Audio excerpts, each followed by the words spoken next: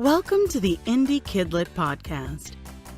Join Marty Dumas and Elena Paige on their quest to help children's and middle grade authors find the right audience and sell more books.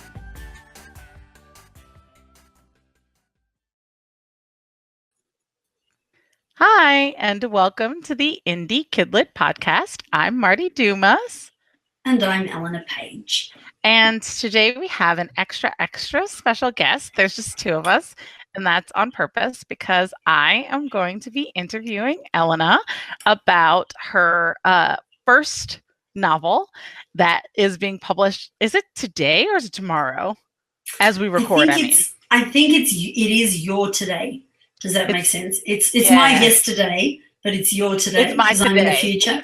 That's right. You are in the future. So it's my today.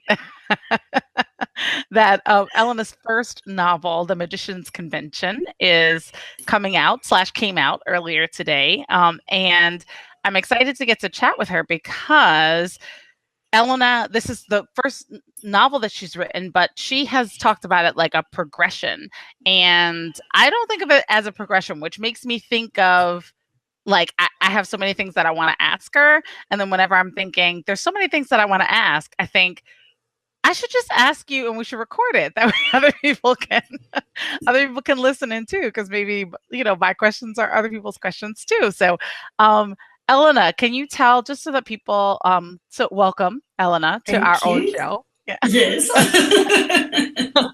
And my cat is just going to be everywhere. I'm sorry for people on the YouTube video. He's like all over the dining room table, but I'm not obviously going to stop to keep yelling at the cat. Although I have obviously just said that out loud, so the people who are not on the YouTube video can also see it. But But Elena, as the cat roams and is a crazy person in the background, can you tell us a little bit about what you think of, or what you've called in the past? Maybe you don't think of it that way anymore, as your progression to writing a novel. Wow. So, and I think this is a really good topic because, writing children's books, there's a lot of authors that write, like shorter stories or, and I remember being in like the Facebook groups and looking at people talking about writing novels and thinking, oh, thank God I never have to actually do that because I write children's books. So they're, short and easier to do. And eventually, deciding, what, I'm going to write the novel. It has been an interesting progression from I can't do this, which has I've said often on air, to like maybe I could do it, to, does it matter if it's a bad first novel? Because you hear everybody tell you your first novel's going to be crap. And then do you even publish your first novel or keep it in the drawer and just write 10 more and publish your 10th novel? So it's been a really up and down, tumultuous kind of journey. And literally this morning I sort of adrenal crashed into like, oh my God, thank God that's all over. Oh my God, I have to write the second novel. So yeah, that's been my experience so far. Yeah. Because not only did you decide to write a novel, which is just for people because I know that you don't care. You're like, everybody buy this book. Like, don't worry about my also bots. Just everybody run around and buy this book. So it's The Magician's Convention. But not only is The Magician's Convention a novel that you decided to write, but it's a series. So you like jumped right into the which I have a tendency. I have a tendency to do. So like. In 20 years' time, everyone will be like, do you remember that first series she wrote? It was great. It was my favorite of her series. That's what they'll say. Right. But, I think, like, what's really progressed me the most through the whole experience, I love now you've got children moving through the background. It's all happening. And the cat, I was like, the cat can do whatever the cat's going to do, except that the cat looks like he's poured a cup of water on my writing computer. Oh, God. So my daughter is skulking around to try to fix that for me. So, oh, dear. That's funny. Anyway, but yeah. Oh, I love it. Yeah. I think, ultimately it's giving myself permission to go on the writing journey in a public way. That's how it feels. It's like I me, and from obviously talking to me, and everyone's probably got a feel for my, kooky, crazy personality and my good parts of my personality, like all of us, like the crazy parts. That's right. Is, you know, if it inspires or helps somebody else, you know, really that's the kind of underlying force in everything that I do. So on the one hand, even the story, because, you know, how often do we say that even if one child in the world reads that and it helps them? But on the other hand, too, you know, if other authors say, well, you know, like she published her first average book and she was all right, she didn't die. In fact, it encouraged her to write some more. You know, there's that. So I think that's what got me through in the end. Okay, well, good. Well, I'm glad that you like decided to go into that because it's clearly a form that you wanted to try out, right? For me, I think of all of the different categories, like all the different kinds of stories that you can tell in the whole children's to young adult continuum. I think of each of them as a really different shape, like a different kind of story. So like I'm not a visual artist, so the visual artists will be like, she's mixing metaphors and saying things all wrong, but hopefully you'll get my point anyway. I really think of them like different media. So like one maybe being like clay and one being charcoal and one being oils or, you know, whatever, so that they are just very different things. And each of them could be equally great. Each of them is probably just as equally hard to master, or depending on like where your natural proclivities are, right?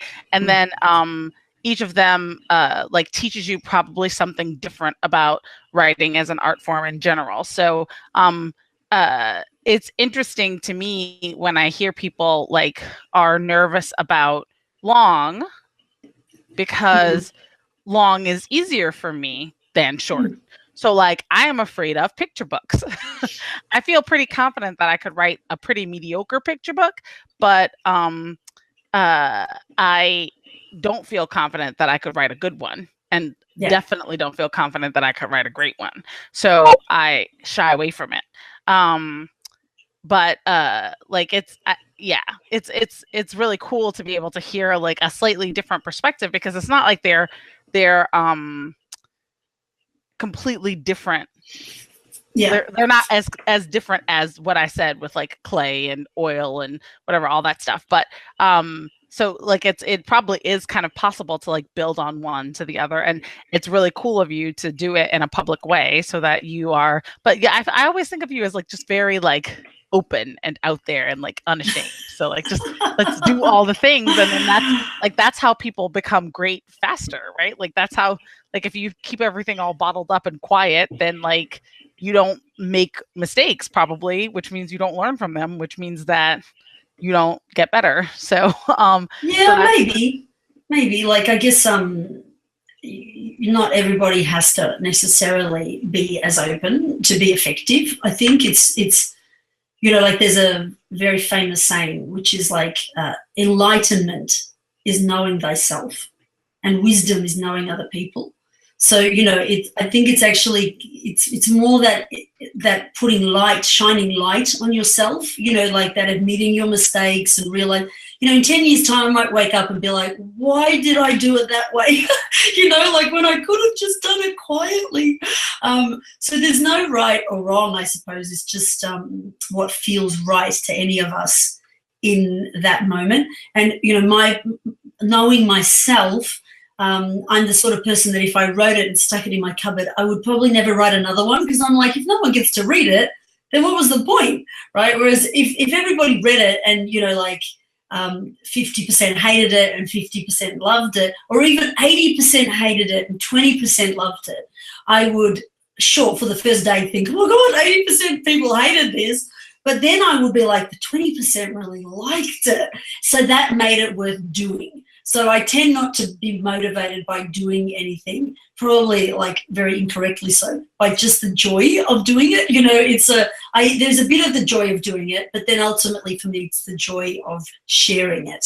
And again, it's about knowing yourself. Yeah. If you just love writing and don't care if anybody reads it, then, you know, sure, wait till you've got a brilliant one to put out into the world.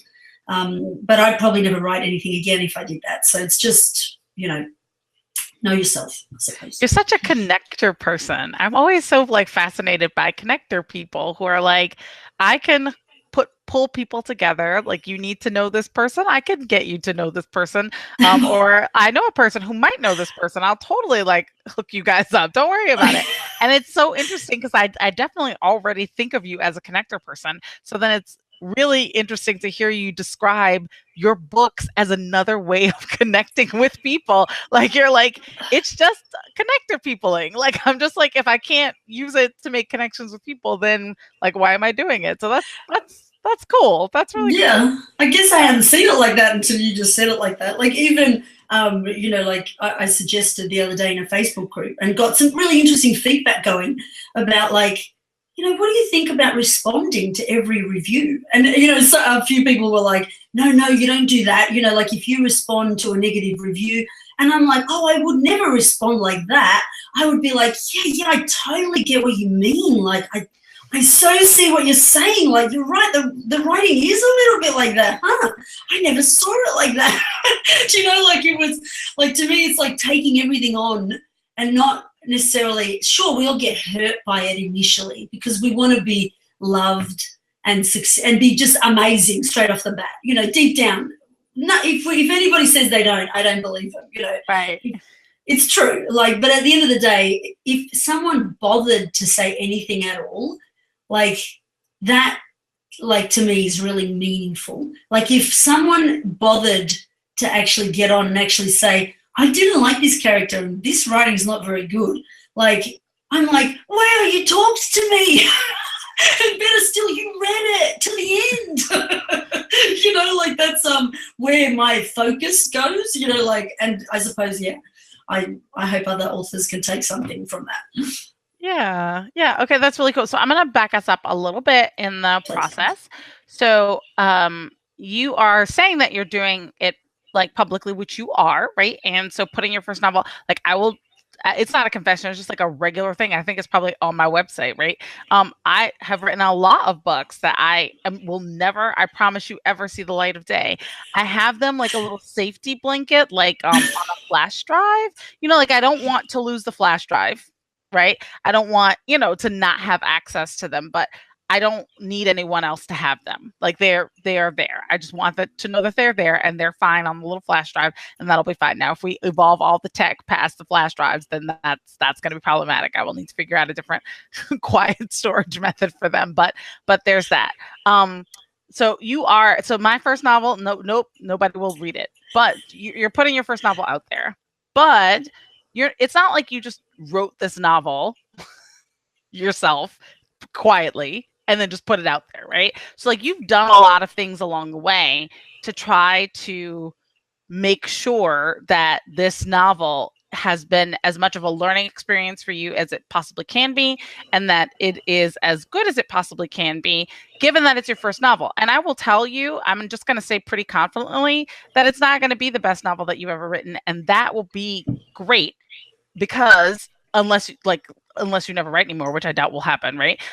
But that's great because, like, we all, like, if you go back and read the things that you wrote 5 years ago and you don't cringe a little bit, that means you're not growing. So then I need you to stretch and grow, and we can talk about that another way. So I feel pretty confident that you're a grower and a stretcher. So in 5 years, you'll look back at this, you'll be like, I could probably do this better now if I did it, right? But and all this is without having read this book. So this is not in response to anything that I've read in this book yet. So actually, you know what, my copy is probably on the Kindle yet. I just haven't opened it up. So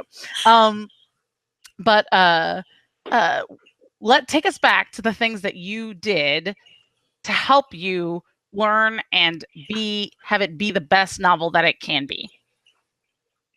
Okay, so essentially I pantsed this novel. So, you know, like, I had a concept which was not very detailed. It was, you know, like, literally where the idea came from was I walked past this house a few streets down and it was painted like bright yellow with a red door. And I went, oh my God, that house needs to be in a story, which is what a crazy thing to do. So I went, yeah, imagine if a kid looked outside that window, lived in that house, and there's this like horrible shack on the opposite side in the same street, and looked at that horrible shack and saw this line of magicians like lined up outside. And it's like, yeah, that's not a story, right? So I did write it into the dark, as Dean Wesley, Smith talks about, and which was an interesting process. So I had read some craft books. So I didn't just not ever read craft books. And I read a lot of middle grade and have been since I was young. So it's definitely my genre of comfort. And also, this might sound like a funny thing to say, but I pay attention to my jealousy. If I get jealous, if I go, oh my God, I hate that author, or really I'm saying I love that author. When we interviewed Austen, for example, ages ago, and he, wrote books for Harry Potter fans, I'm like, oh, I could feel like a stab. It was like, I want to write a book like that for Harry Potter fans. It'll never be Harry Potter, but I want to do that. Then I'll do it because I pay attention to my jealousy pain. My jealousy pain tells me that must be something I really want to do, but I'm scared to do. So I spent some time kind of drinking craft stuff, but not necessarily knowing it, if that makes sense. It's in me, but not. And then I just started to write. And I was quite surprised. I'm like, oh, God, this is not where I would have thought the sort of book I thought I would write. I don't know if you, I grew up watching American soap operas, Days of Our Lives. Do you remember Days of Our Lives? I know that's not what I feel like that was an NBC soap, maybe. I never saw those. I was all the Young and the Restless and the Bold and the Beautiful. That yeah, all of them. I loved them. All of them, right? In fact, I know this is a true confession, but, my surname, Paige, people say, is that your maiden name? Or I'm like, no, there was an actress on one of those, horrible soap operas, and her first name was Paige. And I'd be like, when I grow up, I'm going to be, Elena Paige, the famous actress or whatever, So, yeah, that was obviously quite a big influence. So as this sort of, this book started to come out, I thought, oh, my God, this is like Days of Our Lives. Dun, dun, dun, this person's really your mother. And it really is, has that flavor. But at the same time, I knew that, that's the book that has to come out of me first. And whether it's cleaning away all my influences and all my wannabes to get to the real depth of what wants to write itself next, it's I'm honoring that. So I don't know that I'll be a pantser the whole way through. It'll probably be a part of what I am, but it's almost like trusting my deep intuitive self to just spit forth this book. It's one book, it's one series. Like you said, I'm not gonna stop writing, but I felt like this has to be what it wants to be. And so, in that regard, I didn't change the story too much, but I did do some of that craft stuff, which I think is important because it does go into our subconscious brain. I did kind of afterwards lay it out a little bit on not a perfect grid, but a sense of, okay, this happens in Act 1 and this happens in Act 2. And it did fall in that rhythm quite naturally. So that was kind of cool.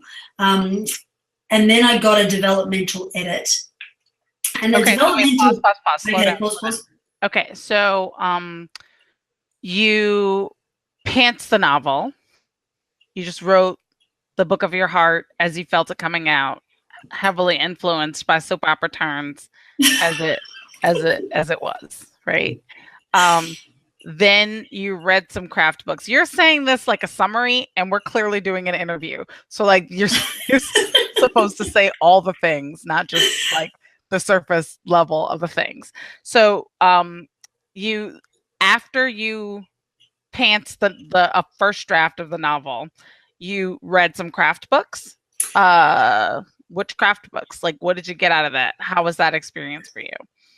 Okay, so I read a few craft novels first because I didn't have the confidence, I didn't just want to write, completely spit something that's like not even in like somewhat of a story flow. You know, so which books, gosh, I'm trying to remember what they are now. I think the story engineering, maybe I can put a list in the show notes since I do them. We can put a list in the show Yeah, notes. I'll put a list in the show notes. So, you know, the one by Libby Hawker, which is very, like, take off your pants, you know, like that. And they were helpful, but they didn't quite, I don't know, I still didn't feel confident enough. I know some people say they read them and they loved them. I did enjoy them a lot and they were helpful, but I still didn't have the confidence. They were helpful in what way? Like what made them helpful? They started to give me like some things I hadn't thought about, like the growth of your character and, you know, especially the growth of your character stuff, which I think I never consciously went, oh, yeah, the character does really have to change and have some flaws at the beginning. And then, not that I think I necessarily accomplished that because my character was born, like I didn't know that necessarily and then write down and be like, let me craft the perfect character. Like I let him just kind of naturally evolve rather than me as the author pushing him to. And it's a trilogy, so I think he'll grow a bit more as the trilogy goes on. That's the other thing, like what you were saying. Like I feel like I'm really nutty because I'm not just writing a first book, I'm writing a first trilogy and I really don't know how or what I'm doing. Like that's, you know, completely true. Because I can't find any, here's a tip out there to you craft people, I can't find any good craft books on how to write a trilogy. Chris Fox, I'm talking to you. So like in terms of plotting, you know, like plotting, it like I couldn't find anything that's really good on that. So I'm literally having to go by gut feel in that regard, somewhat. Some people refer to it a little bit, but not enough to give me like, oh yeah, that's how you do it. So that's tough in that regard. I find that a bit daunting. As I go to write the second book, whether I feel as though I've revealed everything in the first one and I have nothing left in book number 2.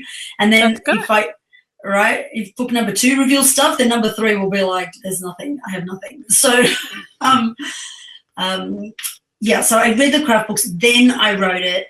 Then I sent it off to the developmental editor, but while it was there, I read some more craft books, which was interesting. And what I was drawn to was really like intriguing, like 2 really fantastic books, which I don't find talked about very often, but are brilliant for craft. I can't remember the title, like one is by C.S. Lakin, I think it is, and I just found that so good. Like she literally says this, then this, then this, then this, then this, then this, then this. And I'm like, oh, I've got that, right? Like I could do it that way. Like, you know, the villain does this in this section, you know, like, and it really, really breaks it down in a way that I'm like, I can actually check to see if my novel's kind of done that. So I found hers really fantastic. And then the other book, again, I've completely forgot who wrote it, but I will put it in the show notes, was amazing and saying, like, ask these questions about your character at the beginning versus the end. You know, like the way she did it was like, oh my goodness, I can really write a better book from having read these 2 books in particular. So when I got it back from the developmental editor, as funnily as it sounds, I didn't really listen that much to what the developmental editor said. Like I feel like I spent that, you know, $1,000 whatever dollars. And I did take on board, but she kind of said, like, the book's quite good, just you're bopping around in heads a little bit. So you have to remove this chapter and this chapter. You can't have too many points of view, like fantastic advice. But she said pretty much, you know, the rest is pretty solid, just maybe change a little bit here and a little bit there. But then she asked all these questions, like, why would that character do that? And what happened in the past to make that happen? And all of a sudden, it was like another part of my brain I didn't know I had turned on, you know, like, and from having read those 2 books, from having seen her questions, I sat down and it was like, I kind of almost rewrote the bits that needed to be, but even more than what she told me. I rewrote it in a whole different way. And even though the story's essentially the same, like now it was a book that I could put out in public. Okay, wait, pause. All right. So I just need to make sure I'm getting the order right. So first you read some craft books.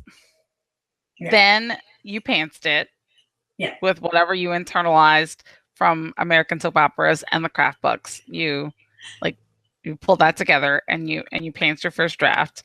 And then you sent it off to developmental editor. And while you were waiting for it to come back from the developmental editor, because that takes a little while, you read more craft books.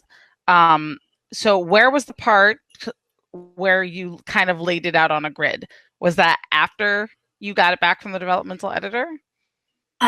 Yes, it was after I got it back from the developmental editor, but before I wrote the next draft. Does that make sense? Okay. So then you kind of took what you had, your first draft, and you used it kind of like a long outline and combined it with questions and wrote a second draft.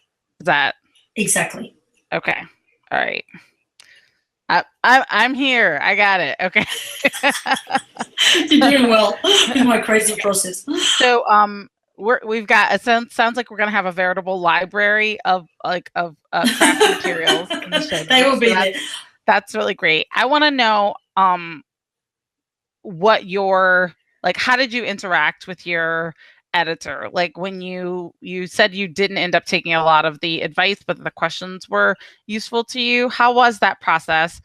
Do you feel like you would do that process again? Was that person a right fit? Did it, definitely a right fit. Like I think, what everything she said and did was really, really useful. Like she broke the story down too and kind of said, look, you hit the first, scene, you hit, or not scene, but what is it? The first, what do we call it, Marnie? Help me out. The first, like the three, the first act, second act, she said you hit, maybe just delay the third act a little bit. She said just that little, so she, gave like really good structural advice. But the only way I can describe it for my brain was like, it was too much. It was like I sort of went, what? Like, what do I do with all of this? Like, it's like, it was too much. Like, it just sort of came back. Not that it was because of the way she did it. I will definitely use her again for developmental editing. But it was like my brain didn't know how to now take this huge novel compared to, like our short stories, like in the other books, right? Short stories, let's call them that. I can reconstruct a short story, but how do I reconstruct an entire novel when there's so many moving parts, like from, do I describe well? Am I doing the dialogue properly? Does the story even make sense? Like, is the finale, like, am I hitting all the acts? Like, all these, like, aspects was, like, I honestly found that really overwhelming. Like, I was drowning. I thought I can't do this. What was I even thinking? I was going to go back to short story world. And so how did you do it? And so I had to sit with it. Like, I was meant to, like, rewrite it because I had to send it back to her for grammatical editing, right? I use the same editor for both, which I know you're not necessarily meant to do. But anyway, I did that. So, and the line edits were due, and I hadn't started rewriting it, and there was 2 weeks to go. So I'm like, oh my God. But I felt like almost like there's so much subconscious work that's going on, like that bit of me saying I couldn't digest it. I think I needed time to digest it. And when I listen to a lot of podcasts where, people are like, yeah, so I rewrite it in a day, or, like I write this book in 2 weeks, or I don't often hear how that process happens. Like it sounds like we're almost machines. Like I just sat down and wrote it. I had this idea and I wrote it. And some of that underlying, where do you get your ideas from? Like, how do you, know? I felt a bit left out in the cold. Like I didn't know what I was doing. So I had to just process. That's what it felt like. So reading these, these other 2 craft books really helped solidify it. But while not looking at my developmental edit, which sounds funny, you know, because surely I just paid for one so that I can sit there with it, go through it in detail, chop it up into little bite-sized pieces. It's like that wasn't going to work for me, right? So I had to kind of re-internalize the whole thing. And then it was so strange. It was like one day, like I woke up and went, oh, I got this. Oh, I got this. And just had to get back in there and like almost like I wrote it from it, like I had improved already. And it was so funny because there was this one chapter in there that I didn't touch, right? Like from the original. I rewrote it all except for that one chapter. And then I read it to my son who hadn't read it yet. And he's like, oh, yeah, loving this. Oh, yeah, it's really good. And then we get to that chapter and he's like, what is that? Who wrote that chapter? It was so funny. You're like, oh, that was old me. Yeah. Old me wrote that chapter. It was so strange. Like it was a real lesson in, you know, when we hear these things of you change as a writer, and I'm like, I don't get it. How do you change? I don't understand. How do you get better? Like it's the same me that writes it. So how does it get better? It's all this in like internalization. And you can read a book, even a craft book. And I think that's what happened when I read the first craft books. I didn't internalize them because I hadn't written a novel before. Then I wrote one, like, and then I read craft books and it was a different me. It was like, oh, I get that because I've been in the middle of the book and struggling, right? Oh, I get that because my character didn't quite do that when he should have done that. So, you know, I suppose it goes back to the old adage of you have to just keep writing books to get better. There's no shortcut, you know, like, so then I rewrote it. And then I looked at my developmental edits, which sounds like a really strange thing, in more detail.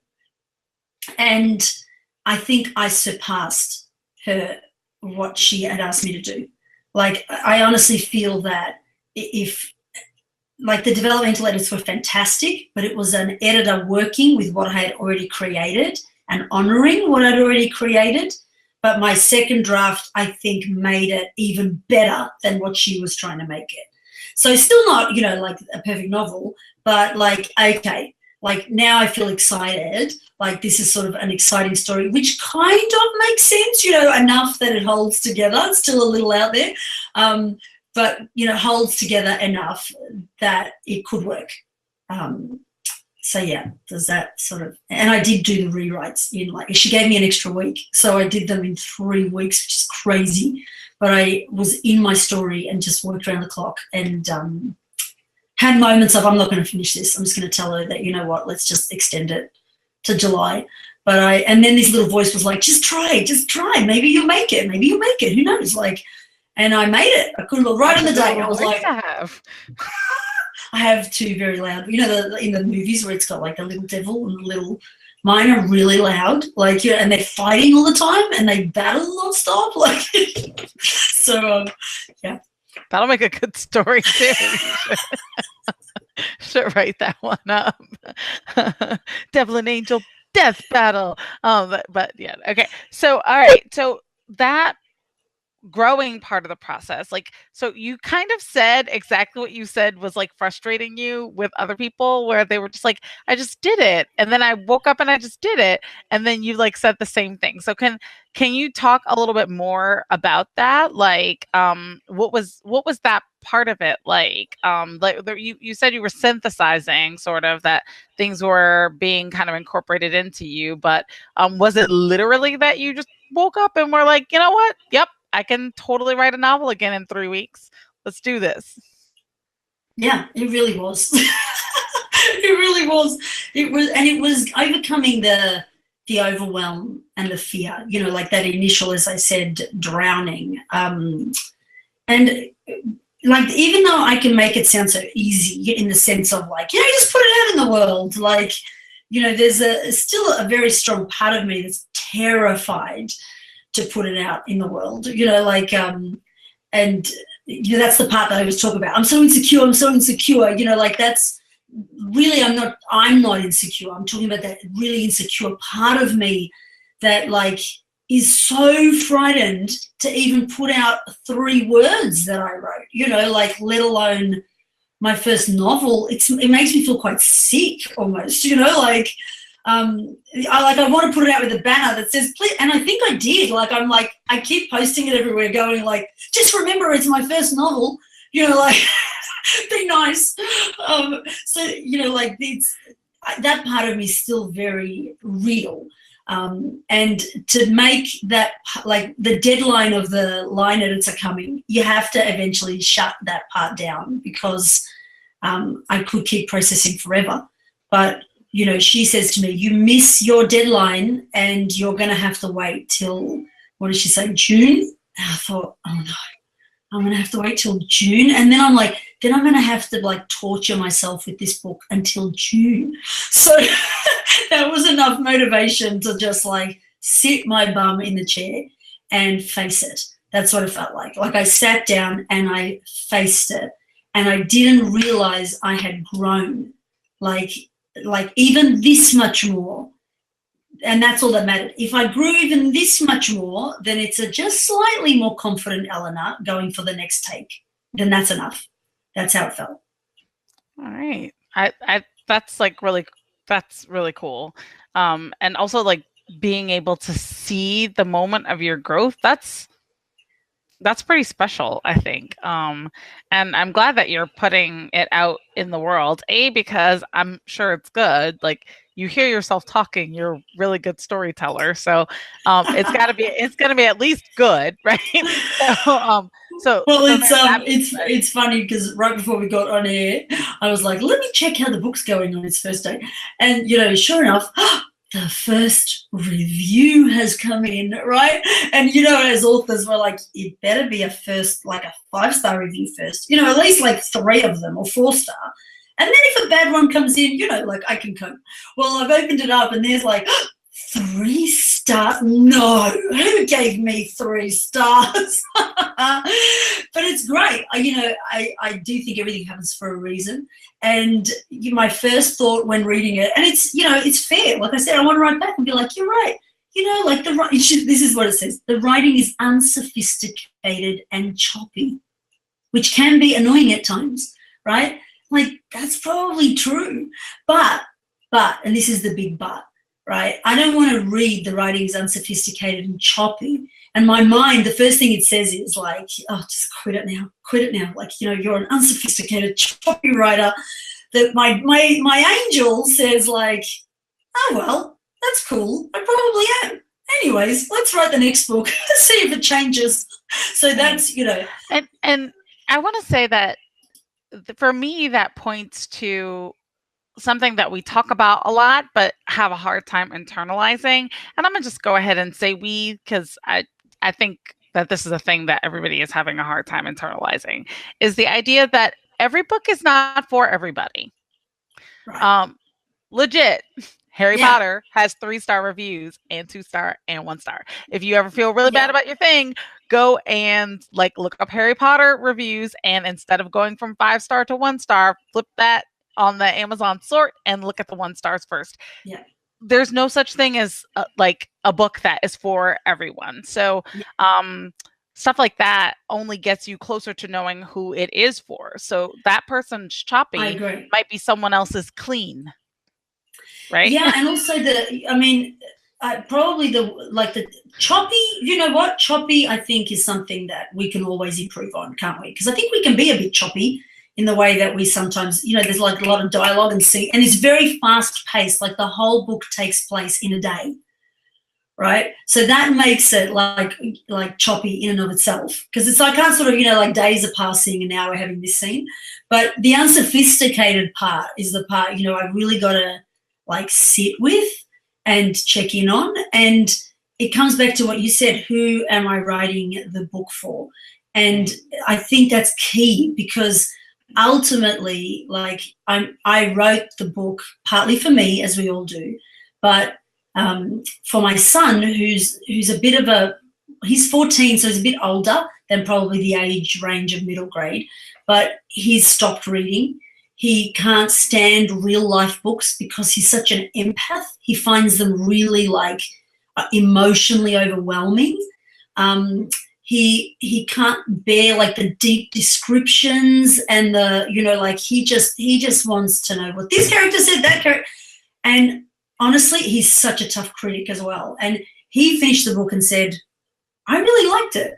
When is book number 2 coming out? And I'm like, tick, job done, you know? So if he wrote a review, honestly, and said, and he did with words, let me tell you, all the way through as I read it to him, of, you know, like, why did you just make that character do that? You know, like that's the stuff that is really important. But having said that, it's still good to listen to that feedback because we grow from listening to that. You know, we do. Yes. And sometimes you grow from accepting, and sometimes you grow from listening, digesting, and deciding that that's not applicable at this time. So, and again, every book is not for every person. For this last book of mine that came out, I had a few beta readers, some of whom came from, like had joined my list through like Insta Freebie and stuff. Remember, we were all doing that like a lot for a while. So they were not as warm, but I thought, well, if there's anything that an Insta Freebie like thing might be good for would be, I mean, I'm not asking them to buy things. I would be like, there's some responsibilities involved here. Do you want to be on a review team? But it's free, a free book. So so there's that. So a few of the people were on there from that. So they were not already fans of my writing. They were not already fans, but they were fans of getting a free book, whichever free book of mine they got from Insta Freebie. So one of them, they're mostly adults. They're not mostly the kinds of gatekeepers that are actually putting books in the hands of kids. The ones on my list don't seem to be mostly teachers and stuff like that. So this one person who is amazing, she's amazing. This one person is a grandmother, and she said, my grandchildren are going to be here around the time that's on your thing, so I'll take it. I'll do it. I was like, okay, that's fine. So she was on the list. So she read it, as, you know, many good grandparents do, before the children got there to make sure that it was okay, you know, that kind of thing or whatever. And she didn't like it. You know, too slow, like it wasn't her thing. She didn't tell this to me. I don't know any of this, right? Until after the fact. But when her grandchildren got there, she read it to the young ones, right? And when the young ones didn't want her to stop reading, and when the older ones heard her reading it to the young ones, they then took it and read to themselves. And she was like, well, that's 4 children right there. She was like, it's clearly not for me. It's not my book. And I'm like, yeah, it's definitely not for you. Yeah. Definitely did not write that book for you. So I mean, as much as, you know, wonderful. Thank you so much. Like at the time that took all of that, but like, you know, in not a personal way, your opinion is not the opinion that I'm looking for. There are some kids for whom this book is the thing that they have been waiting for. And those are the people who, like, if this is the audience, my audience telling me that it's not the right thing, then I want to stop and think about it. If it's like somebody who's not even connected to my audience, you know, maybe it ends up helping me think of a new thing, maybe not. So how did you handle that bit? Like, did you have a launch team? Did you have like an early review team? How did you handle trying to get people for that and to help set yourself up for success with this first book? Right. So very small scale, I'll admit, because probably I'm juggling too many things at once. So that's, you know, my disclaimer, you know, because writing is sort of half of my world. So, you know, if I was full-time, I could probably put a lot more time and resources, but with the time that I have, so I started a new mailing list. And I made the decision really early on to split that mailing list. And I didn't essentially treat my younger books. So in my mind, I'm thinking like, you know, 4 to 9, that age group, and 9 to 12, that age group. and I want to distinguish them. So they can be overlapping, and of course they're on my website together, but I wanted to keep my lists very separate and also respect the parents, like not start bombarding them with all this middle grade stuff. And I feel like I do want to write more middle grade, and so I want to build it up into a bit of its own thing. So that's the first thing I did. So I invited people from my old list over to my new list. And I did that by offering them the first 4 chapters of the book. So I said in my email, like, it's really important that you like my style, because not everybody writes the same way. But if you read the first 4 chapters, you'll get a feel for what my middle grade fiction will be like. And if you don't like it, that's cool. And if you do, you can stay. So the good news is, the other thing I did was, whether it's right or wrong, good or bad, is I made the decision, because I have a free MailChimp account, because I still have under 2,000 subscribers. So I then went and paid a very huge amount of money for a lovely Drip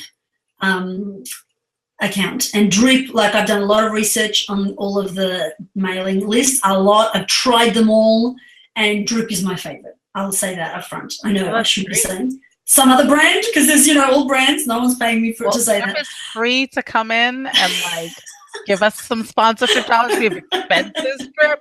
So if you guys want to help us out over here, do it. Okay, keep going. Right. So I did Drip, and Drip's really useful because it tells me how many people come to my website and convert, right, from coming to my website and sign up. It gives me the stats, tells me how many visitors I have to my website every day, things that, information I wasn't getting prior. It tells me who, the pop-up form opened up to and who closed it and all this sort of stuff. And I thought I wanted to do that early so that I had, some really solid information rather than guessing, we guess a lot of the times at no one likes my book, and, it showed me that when people were coming, obviously for my younger books, probably, but about 50% of them were converting over from the pop-up to my middle grade. So that was really good information. Obviously, the way that it looked, the cover, things like that, were enticing enough. So, and this is only in a few weeks. So probably in about 3 weeks, I've built up my middle grade list to 300 and something people, which I think is pretty good. I think through your website, that's great. People through my website. I did put it up on Insta Freebie and have gotten some people that way. And the good thing again about Drip is it shows me who opens, really opens and clicks, and and they seem pretty warmish compared to my younger books, which is interesting in and of itself, because I've got those two, that comparison. So that was a good start. So then I think I only got 15 people on my want the book for free, reviewer list. So we'll see how they go. If, obviously only one person's left a review, and I'm pretty confident that person wasn't on my reviewer list. So that's interesting. That's actually, and that's nice. That's a whole fresh review from someone who isn't even on my list. My list hasn't reviewed yet because the big error I made was I sent them the book a little late. So because it was at the proofreader a bit late, so they really only got it 5 days before release. And I said in there, look, I know you're meant to leave your review on this day, but, a week after is still, fantastic. So we'll see how that all goes. I don't know yet because none of them have left a review. Unfortunately, and this is a little interesting tidbit, my first ever fan, literally the first person who ever liked my my lolly books and has young kids, and we're not friends, she's a fan, she leaves reviews for everything, she, lives for my books, and Amazon just sent her a letter banning her from Amazon. This is true story now. Banning her from ever reviewing on Amazon again, because apparently she has been caught leaving biased reviews for books. And I'm I cannot believe that's happened. It's so odd because we hear the authors getting punished, but we never hear the reviewers. I've never heard of a reviewer getting punished. And isn't the nature of a review that it's biased? I don't understand that. She Like, wrote to me like so upset. Can you biased imagine? for or against? I mean, I don't. Yeah, I I don't know. know. That's She's like, bizarre. it's odd. She literally she wrote to me because she's like that, she, she'll write. She's so nice. She'll write to me and be like, I didn't like that. Like, and she's like, but I really like this. And that's sort of the connection we've built. Like, we're not friends. We've never met. Don't hang out. We just talk about my books, like, literally, and her kids' experiences of them. And like she said, she wrote to me really like distressed. Can you believe that? And said, like, they sent me this nasty letter, and she like cut and pasted it, and it said, like, you have been caught leaving biased reviews. You are not allowed to ever leave a review again on Amazon. You've been cut off. Do not write back to us. We will not like take anything you say on board. That's just the way it is. And I said, you should write to Jeff Bezos. I don't know if she did or not. But anyway, that's like, does Jeff know this is happening? I know. So it was like, down to 14 reviewers on my team. Like, but anyways. Well, she could leave you reviews at other places though, and Goodreads. Yeah. I guess that's owned by Amazon. Maybe they put the irons on that too, but probably not. And I said to her, you can still be on my all in there. So you can still be on my review team. I'll still send you the books. Don't worry about the review, because she's a genuine fan. So, we mustn't forget that fans aren't just about reviews. They're also about going out there and saying, have you read this book? Like, and other ways that they can influence, Absolutely. So, when you're excited about things, you want to share about it and you want to help it and you want to help make it more visible in the world, whatever the thing is. So that's cool. But also you definitely want to help her to be able to have an multiple avenues to continue to do that. Because like, obviously it's a thing that's like giving her joy. She wants to spread the word about it. So that's really cool. So this is a lot that you've put in here, right? That that's like absolutely brilliant. I'm going to totally start doing that. Having people read 4 chapters to decide if they want to join the review team. I feel like I want to have like a quiz. That's a good idea, isn't it? Yeah. Did you? Because I have a ton of people who say that they want it, but like that's a lot of books. Like that's a lot of free books. But I try not to make it. Like I try to make sure that we can handle it, meaning like that we're not, because we send physical books for the for review copies. So like the physical mailing is a thing, like the stuffing and the little note with it and the all that stuff or whatever. So like we try to keep the number pretty reasonable because of that. But like a lot of people say yes, but like I feel like instead of having the test be are you going to really leave a review, which is it should be more like, okay, so what sort of books do you like? Do you like characters or do you think mind on page 9 was indicated that she was A. That's funny.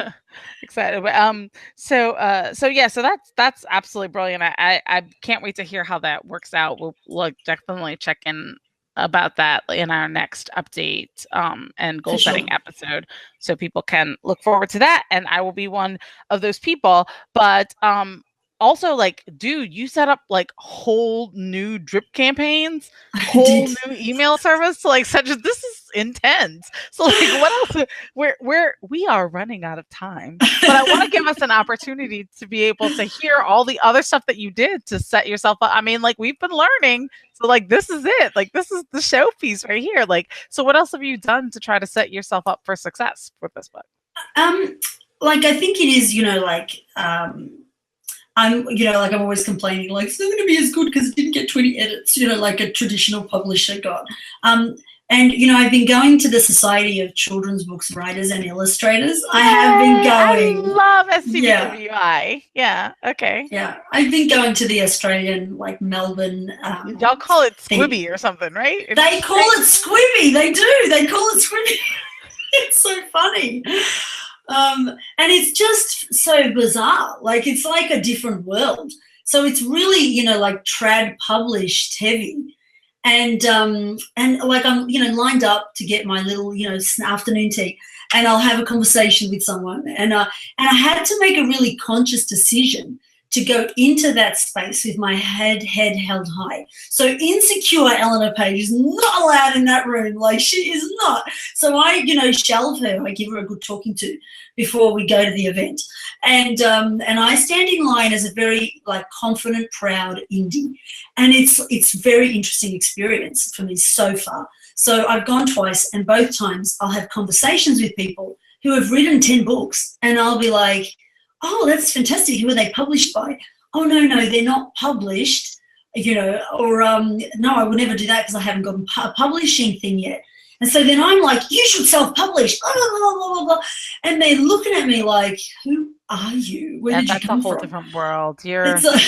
It's so strange. Yeah, they're like, why are you flaunting your failure? Why are you essentially? But why are you flaunting your failure? But then I'm like, well, I've started 2 years ago, and I've done this is my 16th book. And they're like, really? And even some traditionally published people, like I spoke to someone just this weekend, and she's like, yeah, my next book's coming out in 2 years. And I'm like, oh my God, I couldn't wait that long, And then I show them my cover. And this is the bit I was getting to. I'll be like, oh, yeah, you produce, yeah, self-published book. And I show them the cover, and they're like, wow, that cover's really good. And so that's another thing. I invested in a really good cover. So, it does speak middle grade. It is not like I didn't draw it myself.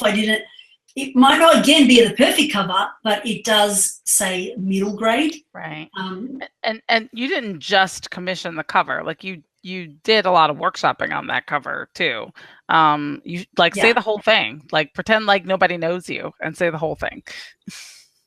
So which part of the whole thing? What did I not say? So, well, I got an illustrator, a professional illustrator, who's done a lot of other people's covers of books whose books are doing well. So I looked at books who are doing fairly well, and and also some of them put up their covers in Facebook groups, and I noticed everyone's like, love your cover, love your cover, love your cover.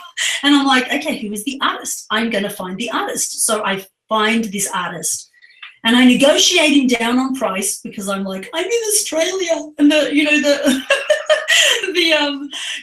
the fee is more when we turn it into US dollars. So, got a fairly good price for the cover that I was getting. And, he does the typography and everything. So it was a really good deal. It was $500 US, which I think is really good value. That is insanely good. Yeah. For it, right? Yeah. And so he then, we workshop what would look great. I wanted action and movement, and I wanted the key theme, I wanted the finale scene on my cover of this series. I might not do that on all my series, but in this series, I wanted it to be action. And so, he came back and forth with that, and then he did the typography, and it looked pretty good, and I put it out there. But every night I'd lie in bed, and this is another thing, and I'd be like, yeah, it's good, but it's not great. As great as I can make it today. Right? This is the thing. It's good, but could I walk into a school or to Squibbie or to any of these events and be like, oh, this is mine, right? And they would be like, wow. Or would they be like, oh, yeah, you're a little independently published author. Now, that's before they've even read it. Sure, they can read it and say that. That's a different thing. But I want it to look amazing. So I tossed and turned on this, and then I thought, you know what, I'm going to pay the extra money, even though it's extra money, and I'm going to get a professional typographer to do me a better typography.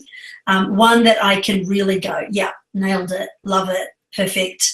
And so I, very last minute, decided to do that. And I think it's come up really well because I used the professionals.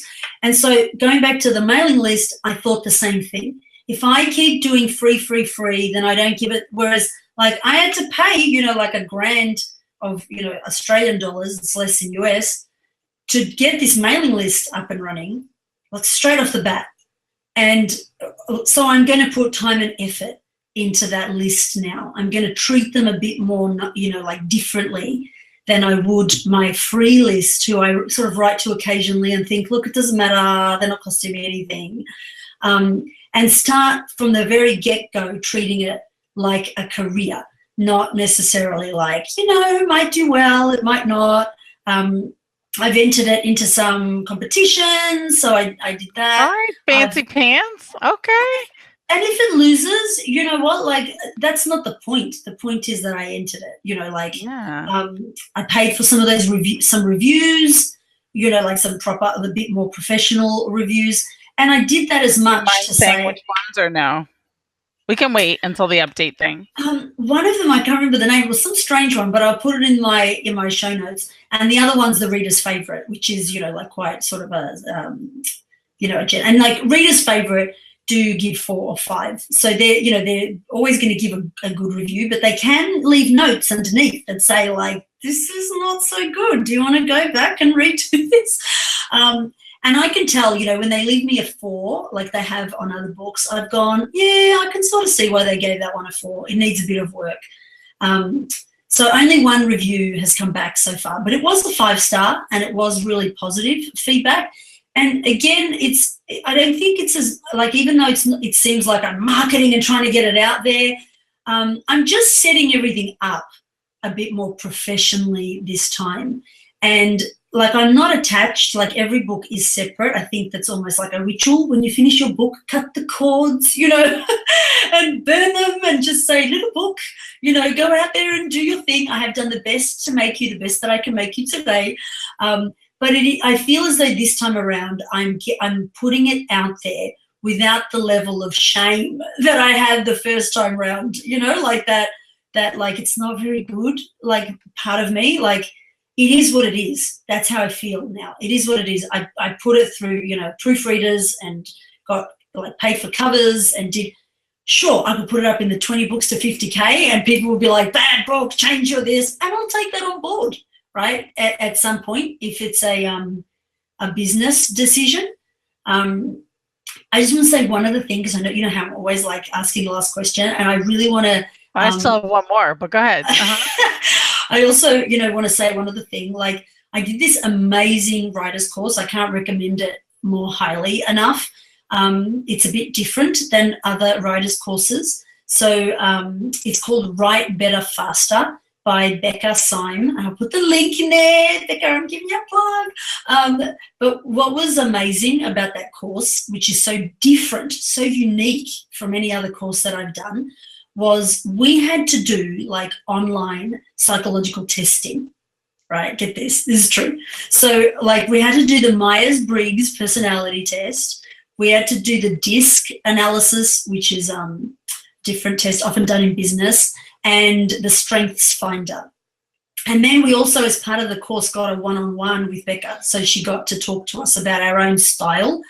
And what I took away from that was to be myself. So I was trying to be all these approaches, like, should I outline? Should I this? Should I that?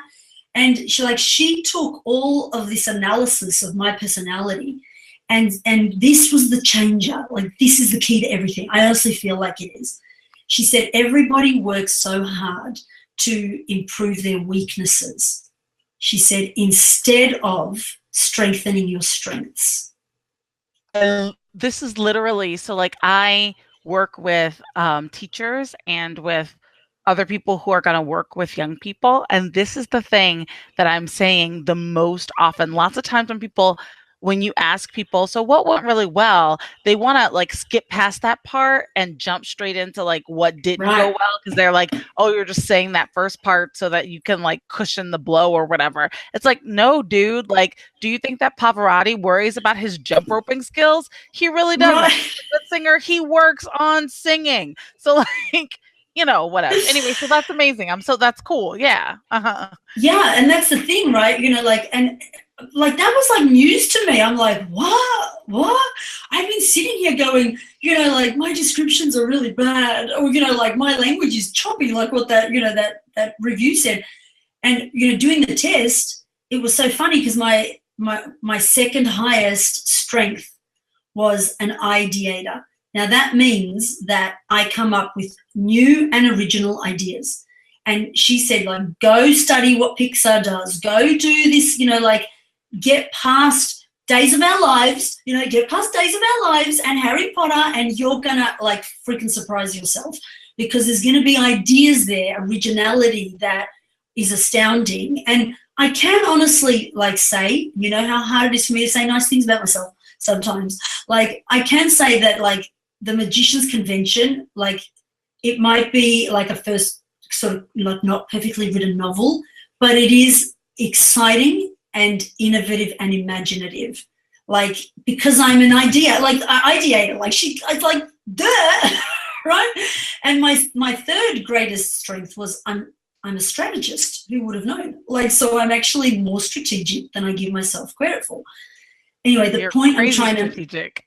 Yeah. Right. The point I'm trying to make is not about me, but about everybody listening, is to find out what your strengths are and build them.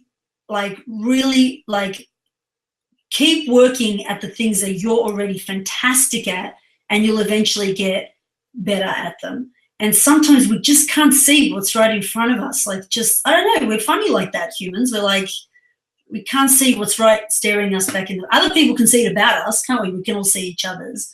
You know, like I'm always going on about how you're smart, you're smart, you're smart, you're smart. And you're like, no, I'm not. In fact, I've got another confession. On our last interview, which you went at because you had some drummers with electricity going on your end, I was like, suck it up, Marty. I'm asking all the bad questions because you're not here, because you're the smart one, right? And you get really uncomfortable when I call you that, right? But I call you that because you are so freaking smart. Smart, smart, smart. Just like Jane Toussaint, your character. Like, you are that brain. That brain is you. And it's so hard for us to accept what people say about us because we just, I don't know, maybe school trained us to always look at the bad parts of ourselves. I don't know. It's crazy, isn't it?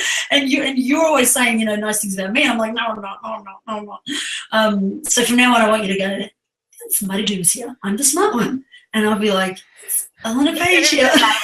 We can let that go. So then let me just like, I want to tie it together. So you've got, and then we really are out of time. We've kind of run over a little bit.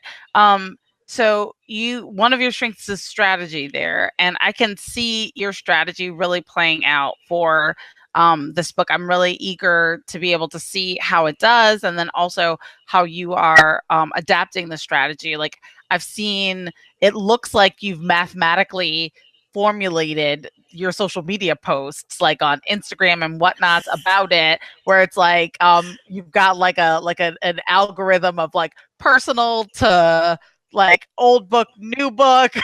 Like it's like I'm like, dude, she's playing this out. This ain't no accident. So like that sounds like that's like strategy, which is like your strength, but helping with a thing that like you were not really doing very much of not too long ago.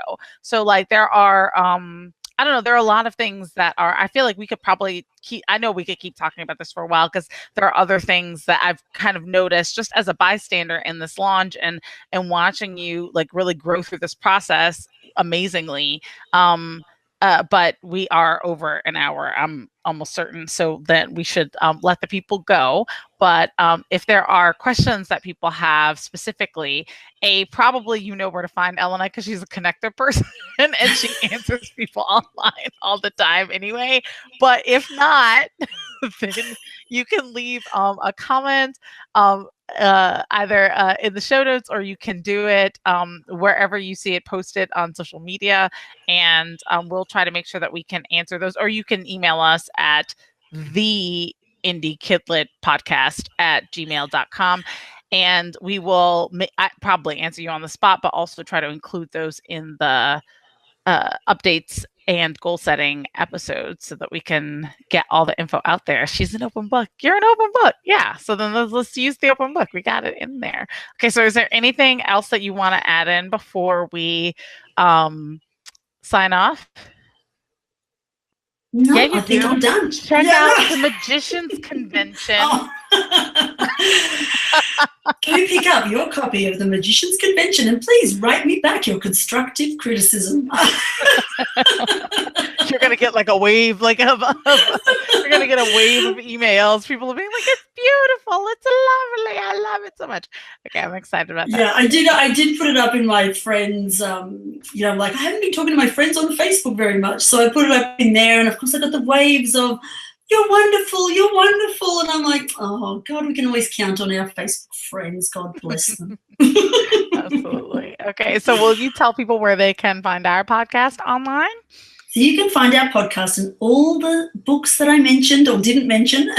So if you want to see what I read, you have to go to our show notes at www.indiekidlitpodcast.com. Thanks, you guys. Bye.